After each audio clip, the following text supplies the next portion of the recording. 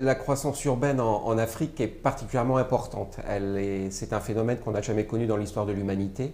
À titre d'illustration, le nombre d'habitants en Afrique était de 30 millions en 1960, population urbaine, et cette population devrait être de 1,2 milliard en 2050, avec un rythme de croissance très élevé, puisque des villes comme Lagos ou comme Kinshasa, leur population augmente de 1000 habitants par jour, c'est-à-dire l'équivalent de la population de Toulouse chaque année, ce qui montre l'ampleur de ce phénomène.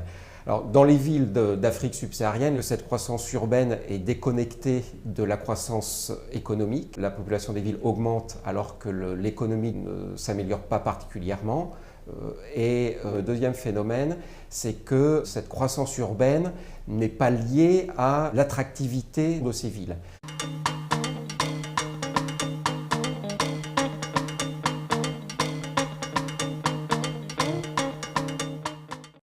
Dans le monde, c'est en Afrique que la croissance urbaine est la plus importante. On estime que d'ici à 2050, la population urbaine en Afrique, elle devrait être multipliée par 3 environ. Et puis, la plupart des aires urbaines qui existeront en 2030, elles ne sont toujours pas construites aujourd'hui. Donc ça donne une idée de l'ampleur du phénomène. À côté de cela, les collectivités sont dans un mouvement de décentralisation. Donc aujourd'hui, les collectivités locales africaines, elles gèrent l'eau, l'assainissement, les déchets, la construction d'écoles, la voirie, etc. Et ce que l'on constate, c'est que les équipements de base, en fait, ne sont pas suffisants. Donc il y a aujourd'hui déjà une insuffisance d'équipements structurants. Cette urbanisation sans précédent induit des menaces, bien évidemment, en particulier sur le plan environnemental, avec l'extension urbaine qui empiète sur les terres agricoles, une gestion des déchets non maîtrisée, des pollutions, également des risques sociaux avec des menaces, des tensions sociales entre quartiers, l'émergence d'une économie clandestine, également des risques sur le plan sanitaire avec l'insalubrité, avec l'apparition d'épidémies. Au final, cette croissance urbaine se traduit par une paupérisation de territoires entiers, en particulier dans les pays les moins avancés, donc en Afrique subsaharienne. Or, les villes d'Afrique subsaharienne présentent un certain nombre de handicaps pour faire face à ces menaces. En particulier des besoins énormes, en constante augmentation, des transferts de compétences de la part des États, des besoins de rattrapage immenses, en particulier pour réhabiliter les quartiers précaires.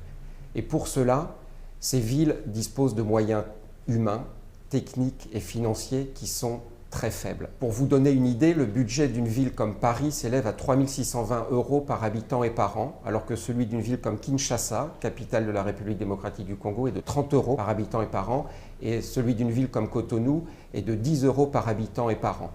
Autre chiffre qui est très illustratif de ce besoin de financement des villes africaines, le budget de la ville de Ouagadougou, qui a 1,5 million d'habitants, représente que la moitié du budget de la ville de Rodez, qui a 25 000 habitants.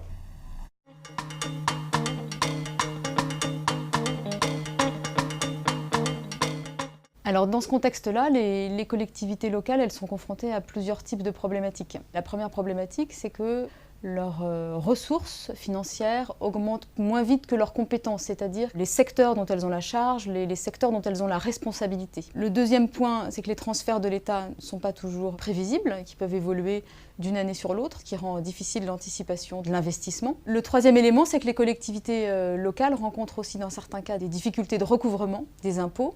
Et elles peuvent aussi ne pas avoir une connaissance parfaite de leur base, c'est-à-dire qu'elles ne savent pas suffisamment bien quelle est la population qui est susceptible de payer des impôts. Le quatrième élément, c'est que les villes africaines souffrent quand même d'un manque de compétences humaines et de moyens de gestion qui leur permettraient d'être plus efficaces.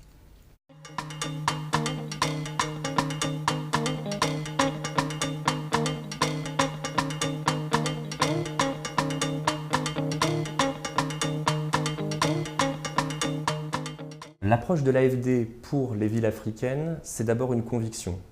La conviction, c'est qu'il est dangereux de laisser les villes se développer par elles-mêmes, sans cadre, sans contrôle, sans planification.